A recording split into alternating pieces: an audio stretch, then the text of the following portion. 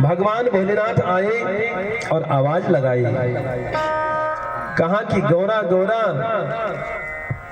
मैया स्नान कर रही थी और लज्जावश जो है माता पार्वती बाहर ना आ पाई। तो माता पार्वती की दो सखियां हैं, जया और विजया। तो दो सखियों ने कहा कि भोलेनाथ के पास इतने गण हैं, एक दो गण आपके लिए भी होने चाहिए। माता पार्वती से कहने लगी, सखियां इतने सारे गण भोलेनाथ ने अपने पास रखे हैं, आपके पास भी एक आध गण आपके पास भी होने चाहिए जो आपकी सेवा करें, आपके साथ में रहें। जो भी आए वही अंदर चला आता है। कोई ऐसा गण आपके पास होता जो आपकी आज्ञा से चलता। तो स्नान करते करते मां बात कर रही थी और उबटन चल रहा था, शरीर को मल रही थी। तो शरीर को मलते मलते ध्यान कर रही थी कि कोई गण मेरे लिए भी होता जो मेरी आज्ञा का पालन करता। इतने में कुछ शरीर का मैल निकला और वो मैल पृथ्वी पर इकट्ठा हुआ और मन ही मन विचार करने लगी कि हम ऐसे बेटे को जन्म मैं दूंगी।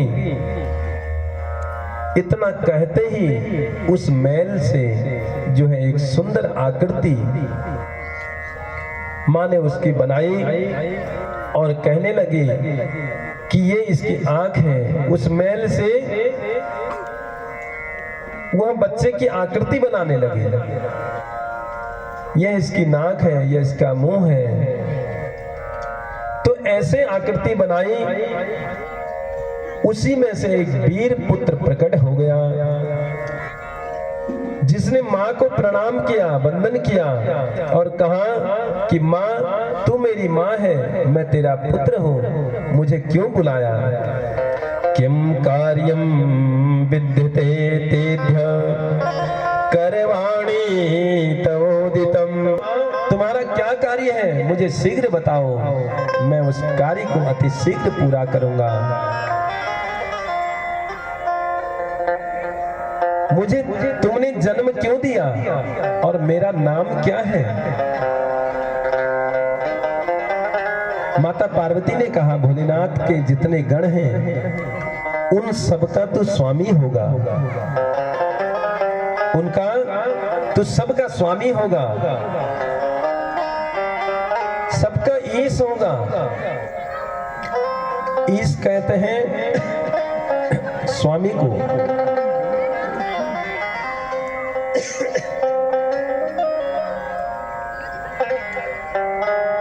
तो गण कहते हैं जीव को।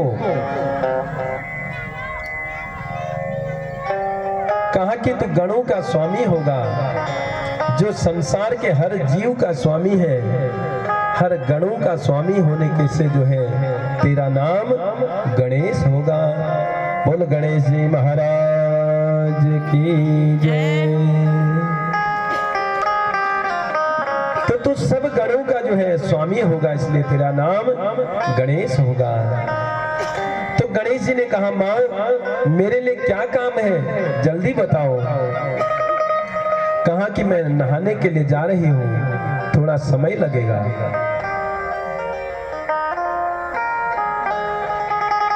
माताओं के नहाने में समय लगता है। कहा कि मेरा थोड़ा समय लगेगा, तुम मेरे द्वारपाल बनो।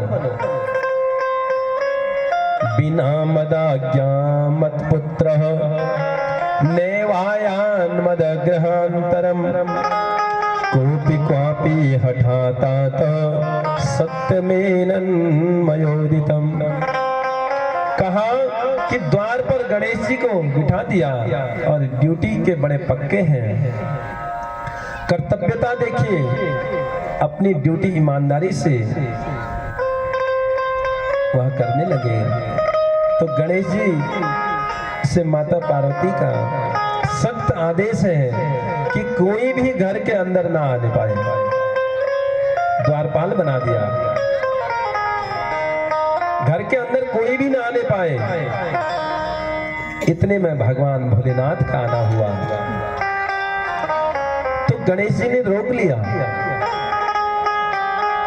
कहां जा रहे हो? शंकर जी ने कहा अपने घर जा रहे हैं। और कहां जा रहे हैं? तू कौन है?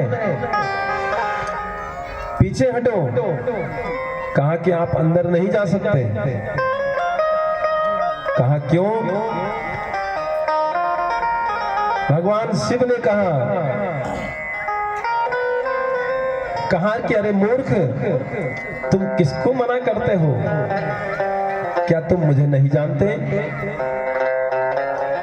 मैं ही शिव हूं। तो गणेश जी ने कहा शिव हो तो क्या हो? क्या हुआ? मैं कोई शिव सबको नहीं जानता।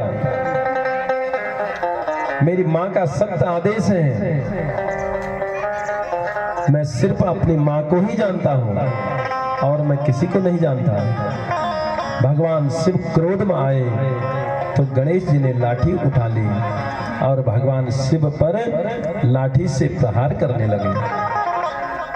तो भगवान शिव ने कहा मूर्खो सी तुम न जाना सी, शिवो हम गिरिजापति, स्वगृहम या मेरे बाला, निषेधासी वर कथम हिमा।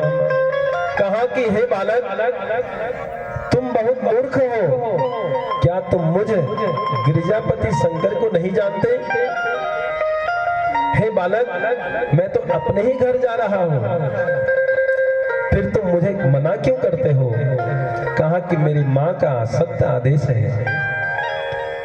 मेरी मां अभी स्नान कर रही है, इसलिए आप अंदर नहीं जा सकते। कहा कि कौन है तेरी मां? कहा माता पार्वती का मैं पुत्र, मैं गणेश हूं। तो शंकर जी चक्कर में पड़ गए। यहां पुत्र भी हो गया और नामकरण भी हो गया, मुझे पता ही नहीं। बड़े चक्कर में पड़ गए। जो असंभव को भी संभव कर दे वही मां जगदम्बा है, यही मां भगवती है। किस भिखारी को राजा बना दे और किस राजा को भिखारी बना दे, यही तो मां की ताकत है। या देवी सर्वभूतेषु शक्ति रूपे, शक्ति देने वाली है। अपने शक्ति के बल पर कुछ भी कर सकती है, तो वही मां भगवती है। ऐसी मां भगवती के चरणों में हम सब वंदन करते हैं। बोल भगवती मैया की जय। तो बालक ने कहा मैं मां जगदम्बा का पुत्र हूं। तो कहा तू मां जगदम्बा का पुत्र है तो मैं तेरा पिता हूं, अंदर जाने दे, रास्ता मत रोक, रास्ते से हट जा। नंदी से कहा दरवाजे पर मेरा रास्ता रोकने वाला कौन है, जरा इसे समझाओ। नंदी और गणेश जी, नंदी गए समझाने, जब गणेश जी नहीं समझे तो भयंकर युद्ध हुआ। नंदी परास्त होकर के भाग गए। तब भगवान विष्णु आए, उनको भी पराजित कर दिया। महाराज देवराज आए, लेकिन इस बच्चे के सामने किसी की भी नहीं चली। सबके सब देवता जो है हार करके चले गए, कोई भी इनसे जीत नहीं पाया। तब जो है विधाता ब्रह्मा आए और ब्रह्मा जी को तो देखते ही ब्रह्मा जी की दाढ़ी पकड़ी और ब्रह्मा जी की दाढ़ी ही नोच डाली। तो ब्रह्मा जी भी वहां से भाग खड़े हुए। तब भगवान शिव को आना पड़ा। भगवान शंकर आए तो शंकर जी ने समझाया नहीं, बहुत समझाया नहीं माने। खूब समझाया, नहीं माने तो शंकर जी ने त्रिशूल उठाया और बड़ी जोर से गणेश जी के मस्तिष्क के ऊपर से प्रहार कर दिया। तो मस्तिष्क कट करके सीधे समुद्र में जा गिरा। हाहाकार मच गया, बच्चे का धड़ नीचे गिर गया और नारद जी ने जाकर के सीधे माता पार्वती से सारा वृत्तांत सुना दिया और कहा कि भगवान शिव ने त्रिशूल से गणेश का सिर जो है छेदन कर डाला है, तुम्हारे बच्चे की मृत्यु हो गई है। मां को इतना क्रोध आया, विकराल रूप धारण किया, ऐसा लग रहा था कि कहीं सृष्टि का प्रलय न हो जाए। विकराल रूप बना लिया काली ने, जीभ लपलपाती हुई काली मानो ऐसा लग रहा था कि सबको खा जाएगी। भगवान भोलेनाथ ने देखा विकराल रूप, पमंडर छा गया और जीभ बाहर निकालती हुई, तमतमाती हुई आंखें। विकराल रूप जब काली का देखा तो भगवान भोलेनाथ चरणों में गिर गए और माता काली ने भगवान शंकर की छाती में चरण रखा है और जीभ बाहर निकाल रखी है। भोलेनाथ चरणों में गिर गए। आपने कभी चित्रों में देखे होगा तो यही का दृश्य है वो। माता काली नीचे लेटी हुई, भगवान शिव नीचे लेटे हुए हैं और माँ काली ने जो है भगवान शिव के छाती पर चरण रखे। माँ ने कहा पूरी दुनिया को चाट करके खा जाऊंगी, मुझे मेरा पुत्र जीवित चाहिए। तो भगवान शंकर ने बहुत प्रार्थना करी, समस्त देव चल करके आए और माता जगदम्बा की स्तुति करी है। जगदम्बा ने कहा यदि अपनी भलाई चाहते हो तो मेरे पुत्र को जिंदा कीजिए। भगवान शिव ने कहा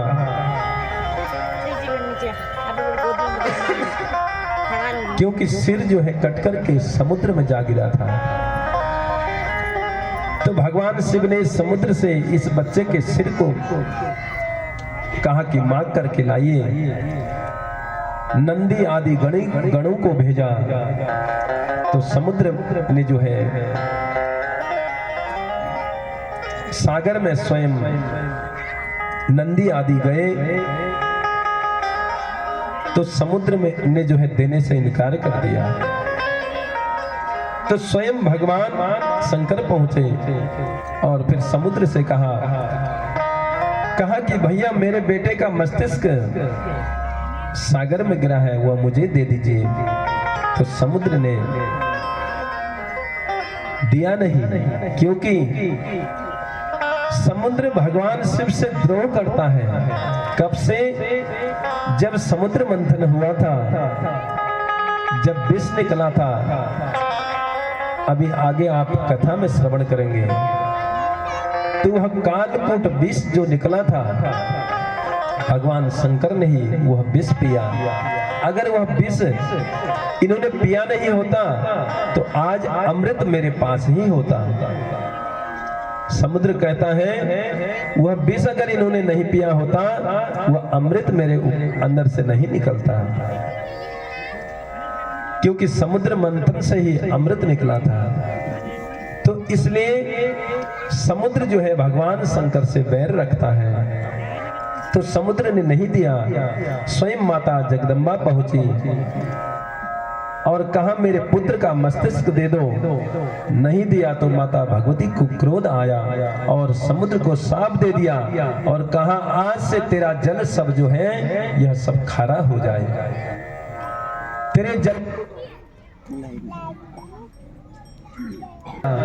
और समुद्र को श्राप दे दिया, कहा कि जा आज से जो है तेरा जल सब खारा हो जाएगा।